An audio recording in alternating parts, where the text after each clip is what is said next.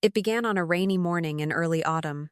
Penelope Hartley, a 28-year-old history archivist from Boston, was sorting through mail in her cramped apartment when she spotted a thick envelope sealed with gold wax. The wax bore an intricate cresta black fox curled around a crescent moon. The letter was handwritten in an elegant script she didn't recognize. She opened it carefully. "Miss Penelope Hartley, you are summoned to the estate of your late great-uncle Elias Hartley to witness the reading of his will and final instructions. Please arrive at Silent Hollow Manor by the first frost of the season. By order of Silas Gray, executor of estate." Penelope had never met Elias. Her mother had refused to speak of that side of the family. But the name Silent Hollow stirred something an image of a crumbling stone house wrapped in mist. It was in upstate New York, deep in the Adirondack woods, almost forgotten by time. Driven by curiosity and the scholar's thirst for hidden histories, she took the next available train. She didn't expect much. Perhaps a dusty attic, some old portraits, maybe a minor inheritance. But part of her hoped for more, a break from the ordinary. Something mysterious. The train ride took most of the day. As she moved north, the scenery shifted from city skylines to foggy forests. By the time she reached the last stop, night had fallen, and a driver was waiting with a placard bearing her name. The journey to Silent Hollow Manor wound through narrow forest roads, barely visible under the moonlight. Pine trees leaned in close, branches clawing at the windows. Penelope couldn't shake the sense that the woods were watching her. When the manor finally came into view, she gasped. It was enormous. Ivy-covered stone towers, stained glass windows, and turrets loomed against the misty backdrop. A wrought iron gate creaked open with eerie precision.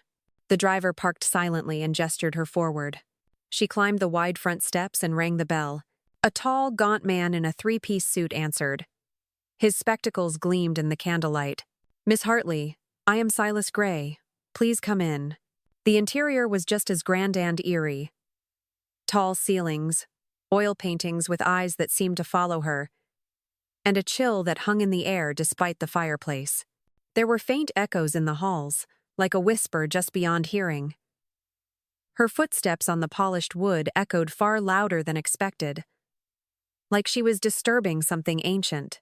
"You'll meet the others shortly," Silas said. "Please wait in the drawing room."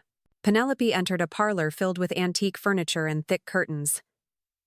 A grandfather clock ticked ominously in the corner, and a porcelain doll sat alone in a velvet chair, its glassy eyes staring blankly forward. She wandered the room, studying the spines of old books and dusty vases. On the mantel, a family photograph featured Elias Hartley Stern, cold and beside him, a woman with hollow eyes. No one in the photo smiled. Her phone had no service. The Wi-Fi password provided didn't work. It was as though the house resisted outside connection. She leaned on the windowsill, looking out into the night.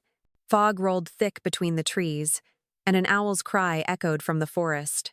Moments later, the door opened again. A young woman with sharp eyes and a confident stride walked in. "I'm Jasmine Chu," she said, extending a hand. "You too, huh?" "Penelope." One by one, others arrived. Oliver Wynne, a dry-humored playwright. Twin brothers Gregor and Samuel Rousseau, eccentric and inseparable cryptographers. Each had received the same invitation. Each seemed intrigued but wary. They made small talk, comparing theories. Was this some elaborate inheritance game?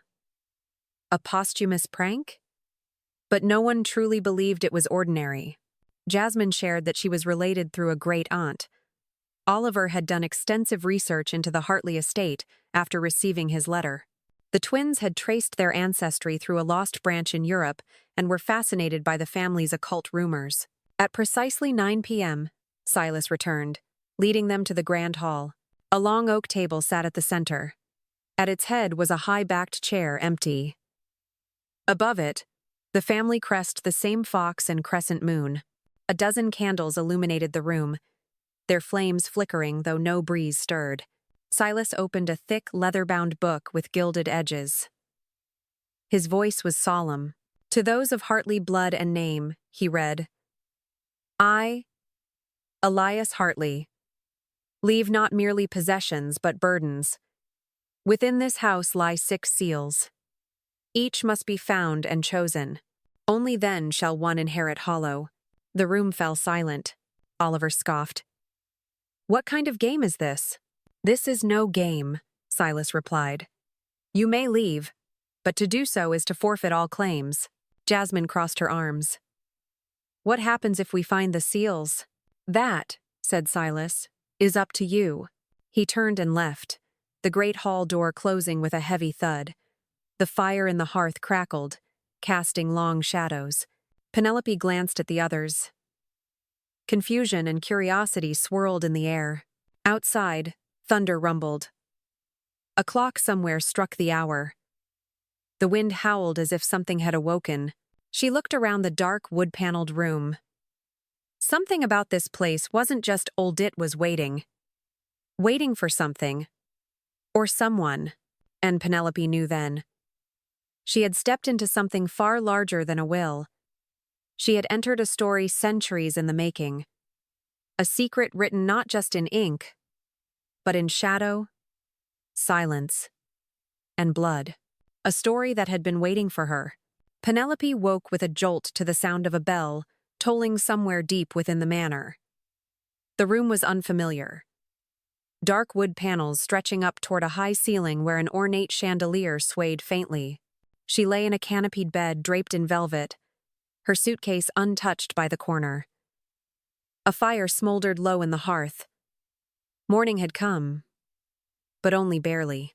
The light filtering through the windows was dim, gray like fog. She dressed quickly and found a folded note on her bedside table.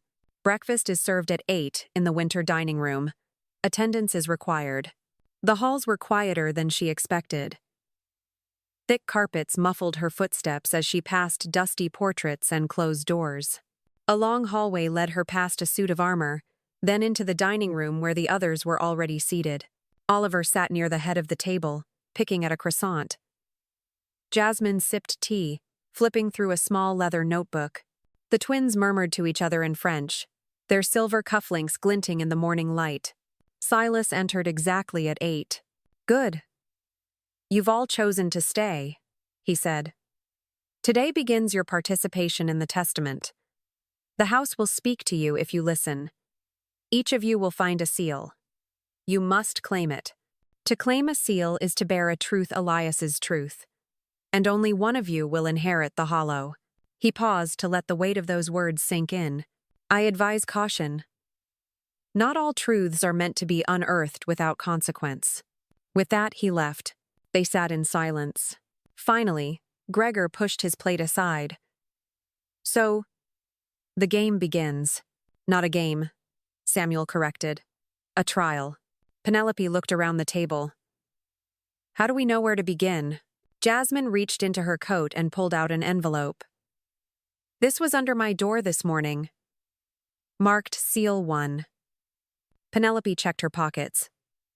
Nothing. But Oliver produced one too. Each envelope was identical except for a unique symbol embossed in the wax. The fox. The crescent. A sun. A tree. Each had a poem in sideriddles, perhaps. She opened hers. Where shadows bloom in gilded stone, a silent vow was carved alone. Touch the eye that does not weep, and secrets buried shall not sleep. The others read theirs quietly, offering no hint of what they meant. They agreed to meet back by sunset. It was understood, though unspoken, that this was now a competition. Penelope headed toward the library. If there was one place where shadows and stone might converge, it was there. The mansion's central library spanned 2 floors, its high domed ceiling painted with constellations. Dust coated everything. She walked the stacks slowly, running fingers over cracked leather bindings. She paused at a shelf labeled simply, Hartley Lineage. A bust of Elias Hartley sat nearby, one glass eye slightly askew. Touch the eye that does not weep. She hesitated, then pressed the eye. A soft click. The bookshelf slid aside, revealing a narrow passage. She ducked in. The air changed instantly cooler, older. She followed stone stairs downward into darkness, using her phone's flashlight. At the bottom, a chamber opened up. A candle flickered, already lit. In the center of the room, a pedestal held a stone disc, black and cold, a seal. Her seal. She stepped forward, reaching out. The moment her fingers touched the disc, a pulse surged through her. Voice hundreds filled her ears. Bury it. Hide it. The blood must stay sealed. They will find the well. Elias, you fool. She staggered back, heart pounding. Her vision blurred, and she saw a flash of something an image burned into her mind. A man in a red robe, whispering over a crying infant.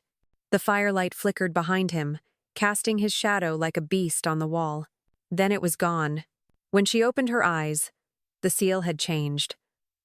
The fox insignia now glowed faintly, and carved beneath it. Truth taken. She returned to the surface an hour later, shaken. In the drawing room, Jasmine sat alone.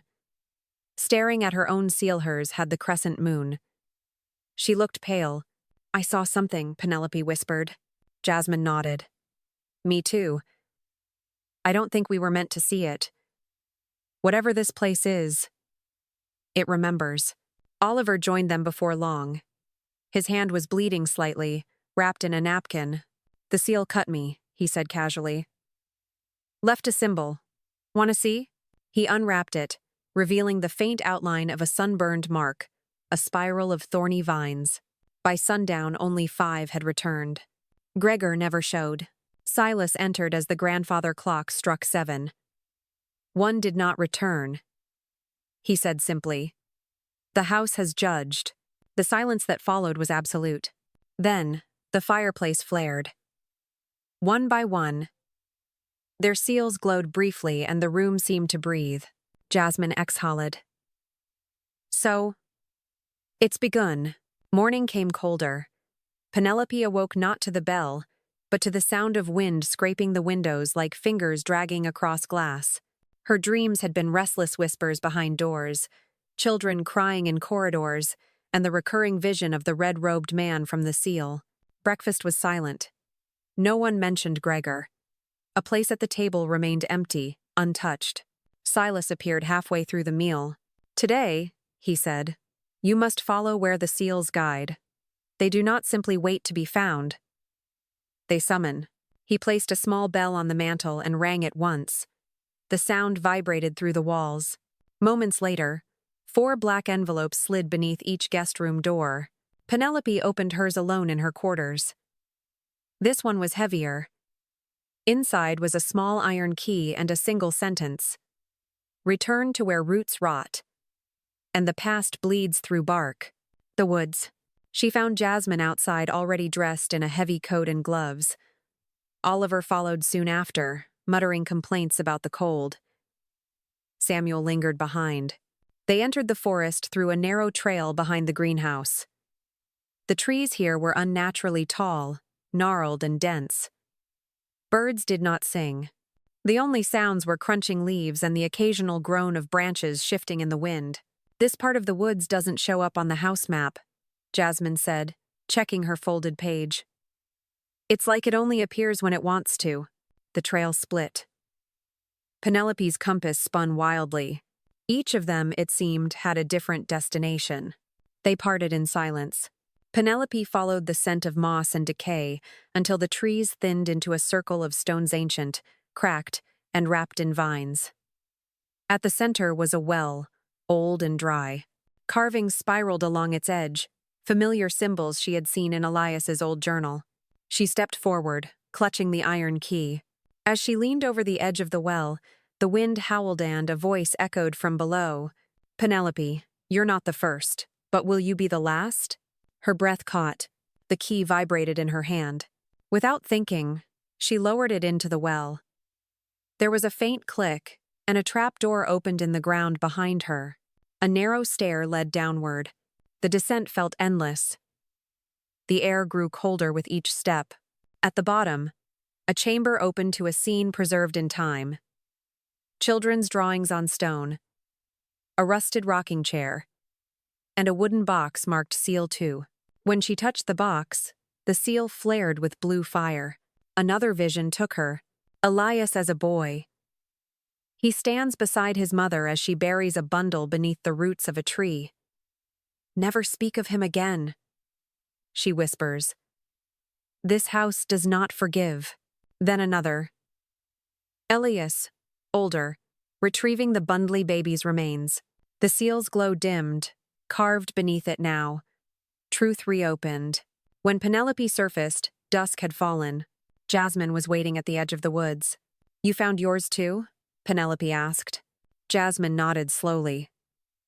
"Mine was in the pond, beneath the lily roots. I saw my grandmother.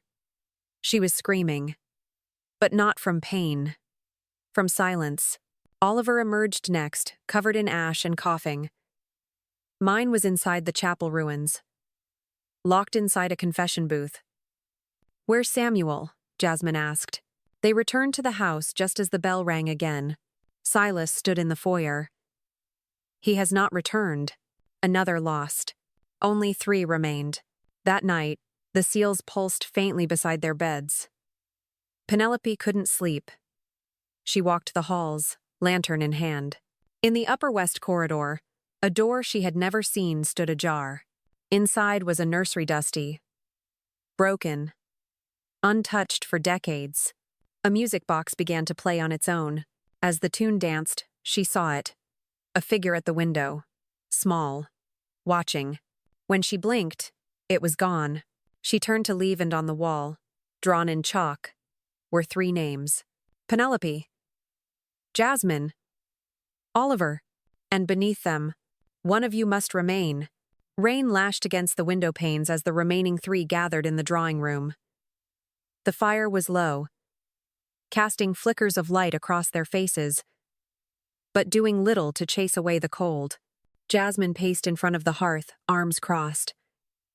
Oliver leaned back with his eyes half shut, but Penelope could see the tension in his jaw.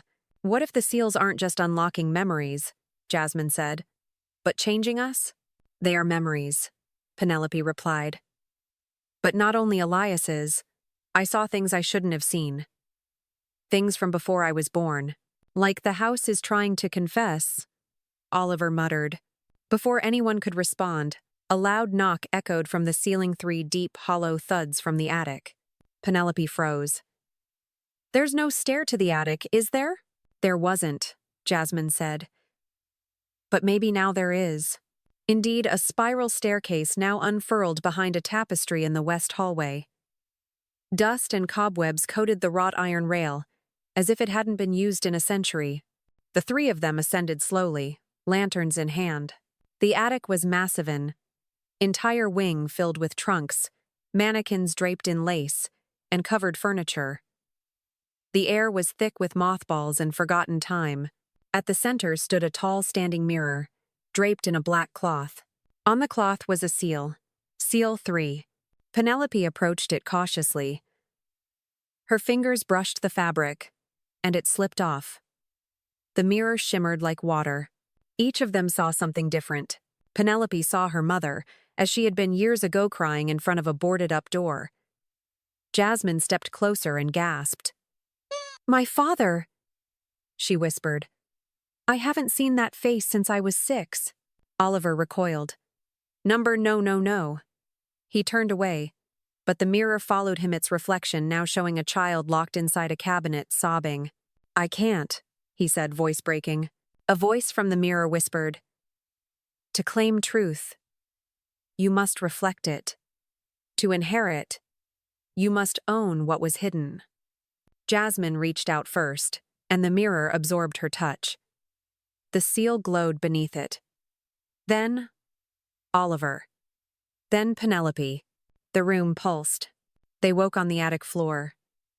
3 mirrors now surrounded them, each etched with one word: confession, contrition, consequence.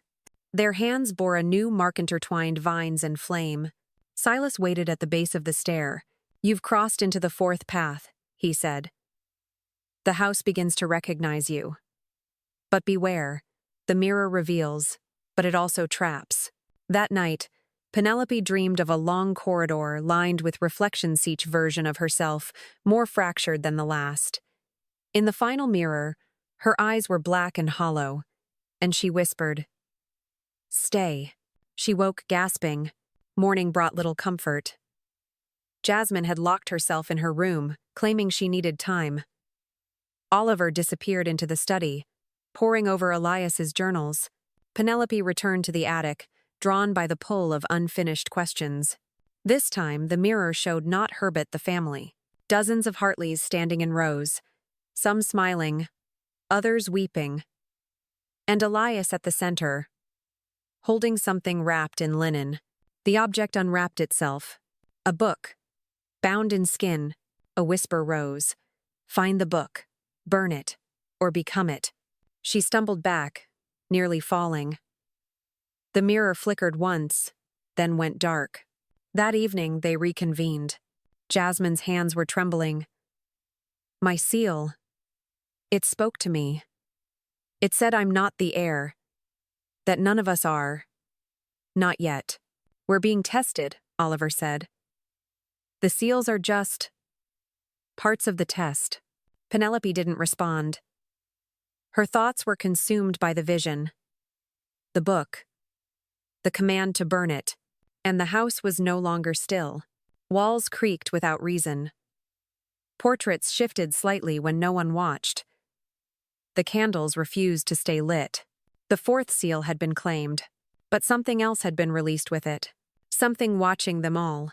Lightning flashed over the manor's weather-beaten towers, casting long shadows across the frost-bitten lawns. The temperature had dropped overnight. By morning, frost rimmed the windows of Silent Hollow, and a thin sheet of ice had formed over the garden pond. Penelope stood in the hallway outside the study, watching as Oliver rifled through old maps and parchment under a dim lamp. Jasmine sat by the hearth, her hand trembling ever so slightly as she traced the symbol on her wrist flames entwined with thorns. None of them spoke of sleep. It had become a stranger. They were each different now. Hollowed by what they'd seen. Changed by what they carried. At dawn, Silas summoned them to the observatory. They followed the old butler without question, climbing the tower's spiraling staircase to a circular room ringed with books and old star charts. "The fifth seal reveals what cannot be hidden," Silas said, turning to them. "You will not be led this time. The house will not offer riddles. You must listen. When it calls, go." Penelope exchanged a glance with Jasmine and Oliver. There was no puzzle to solve, no passage to decipher. Only waiting. That evening, the call came. It began with a melody soft, sweet, like a music box winding itself open. Penelope followed the sound, down through the corridors and into the east wing. Long abandoned. The hallway was thick with dust, the paintings warped by moisture and time. The music drew her toward a nursery sealed behind a half-rotted door. She pushed it open. Inside, the wallpaper peeled in strips, revealing names scribbled beneath. Lenora? Elias. Timothy. Evelyn. A mobile of crescent moons spun slowly in the air despite the lack of breeze. In the corner sat a rocking horse, and behind it a tar-sealed cabinet. Her fingers trembled as she turned the keyhole with a rusted pin pulled from her sleeve. Click. Inside, a journal. Bound in cracked red leather. Ilias's diary. She opened it to the middle. "The fifth truth is buried under bone. If you read this, know that the cost of silence has always been blood." A page had been ripped out. In its place was the seal dark green, shaped like an eye within a leaf. When she touched it, the nursery shuddered. The vision came violently. A burial in the forest. Children, 3 of them watching as a man dug a pit under moonlight. One child held a lantern. Another cried. The third, Elias, stood silent. The pit contained a woman's body. Not a stranger, their aunt. She knew, Elias whispered. She found the book. Penelope gasped as she came to. The seal now glowed on the page. Beneath it, Truth betrayed. She clutched the diary and ran. In the drawing room, Oliver and Jasmine were already there. Oliver held a length of chain blackened and frayed at the end. "It was in the chapel ruins," he said. "Used to bind someone. Something. There was blood on the stone. Fresh." Jasmine looked haunted. "Mine was behind a portrait in the parlor. Of Elias's sister, Evelyn. I never knew she existed." "She didn't," Penelope said. "Or wasn't supposed to. Elias had her erased, but she's here. Her name was in the nursery." She laid the diary on the table. Jasmine flipped through it. "If this is real, if Elias confessed to burying her, then the seals aren't just about truth," Oliver said.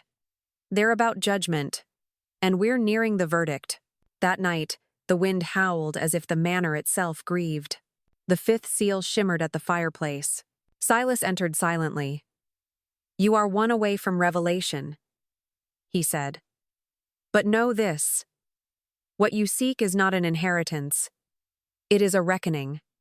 Outside, lightning illuminated the forest, and from the shadows between trees, something watched. The morning of the final seal began in silence. No storm, no wind. Just an oppressive stillness that pressed against the windows and doors of Silent Hollow like a held breath. The fog was thicker than usual, wrapping the manor in a cocoon of gray. Penelope stood at the top of the main staircase, watching the foyer below where Silas placed 3 objects on a long oak table: a small dagger, a scroll tied with red ribbon, and a black feather. None of them knew what they meant, only that the time had come. Jasmine arrived first, dressed all in black, her boots muddy, her hair unbrushed. Oliver followed, carrying the rusted chain from the chapel. Penelope descended slowly to join them. Silas addressed them with an air of finality. "The 6th seal is not a place. It is a choice. Each of you has faced truths buried in this house. But the last truth, Elias's deepest secrets, in the crypt." He gestured toward a passage none had dared explore. "The family tomb. Beneath the foundation. You may enter only together," he said, "but only one may emerge with the inheritance." They descended the stone stairs in silence, the air thick with dust and centuries of forgotten memory. The crypt opened into a long corridor, lined with marble plaques and brass urns. At the far end, a great stone door stood sealed with iron clasps. Penelope approached it first. The diary she carried began to glow faintly, its pages fluttering despite the still air. Jasmine placed her hand on the left clasp, Oliver on the right. Together they turned. The door opened with a groan. Inside was a circular chamber. A well sat in the center, surrounded by 6 braziers, each bearing a carved symbol of the previous seals. Above the well hung a chandelier made of bones. A pedestal rose beside the well. Upon it, a book, the one from Penelope's visions, bound in pale, cracking skin. They stood around it, each drawn and repelled at once. "It's real," Jasmine whispered. "This is the 6th, Oliver said. "The seal isn't the book, it's what we do with it." Penelope nodded. "The book contains all the truths. All the betrayals. The power of the house. It must be claimed or destroyed." The air grew colder. A voice whispered from the walls. "Choose." Jasmine stepped forward. "We destroy it. This place should die with its secrets." Oliver shook his head. "And waste it all? We could use it. Fix the wrongs. Rewrite the legacy." Penelope hesitated, torn. The weight of every seal pressed down on her. She remembered the voices, the visions, the cries of the buried. Elias's words, "The house does not forgive." She reached out and touched the book. Instantly, the chamber lit up. Each brazier flared. A blast of wind knocked them to their knees. And then silence. In her mind, Penelope stood before Elias. He was younger, frail, tired. "I didn't mean for it to end this way," he said. "But I could not bear the weight. I passed it down, hoping one of you would do what I couldn't, which is choose redemption or power. She woke with her hands on the book. Jasmine was beside her, bleeding from a cut on her temple. Oliver sat against the wall, eyes wide with terror. The seal is open, Penelope said. Silas stood in the chamber's entrance. The time has come. Who speaks for the hollow? Penelope rose. I do. Jasmine looked at her, tears in her eyes. You'll keep the house? Penelope shook her head. Number, I'll end it. She lifted the book and threw it into the well. Flames erupted, not red, but white. Pure. Cleansing. The chamber shook. Dust fell from the ceiling. The chandelier cracked and collapsed. But the house did not fall. Instead, it breathed out. Outside, the fog lifted. Weeks later, Penelope stood at the gates of Silent Hollow. The manor stood behind her, quiet. Still haunted, perhaps, but no longer malevolent. Jasmine had returned to her life in New York. Oliver disappeared without a word. Silas had vanished the morning after the fire. Penelope turned the key in the gate and walked away. She carried no inheritance. Not gold. Not title. Only freedom, and the knowledge that she had broken the curse. Behind her, the final seal turned to ash.